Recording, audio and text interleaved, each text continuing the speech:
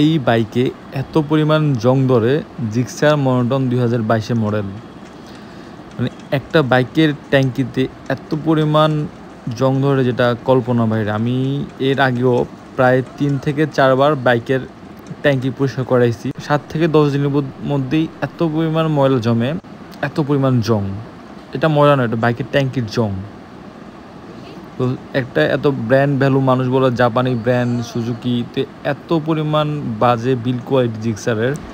আর এই ট্যাঙ্কির জংটা কার্বোরেটরে যাওয়ার কারণে কার্বোরেটর বারবার ওভারফ্লো করতেছে, মাঝে মধ্যে গাড়ি বন্ধ হয়ে যাচ্ছে, স্টার্ট নিচ্ছে না। কয়েকদিন পর কার্বোরেটর ক্লিন করানোর পর আবার সেম সমস্যা, কারণ হচ্ছে ট্যাঙ্কির তো জং ময়লা কন্টিনিউয়াসলি কার্বোরেটরে যাচ্ছে।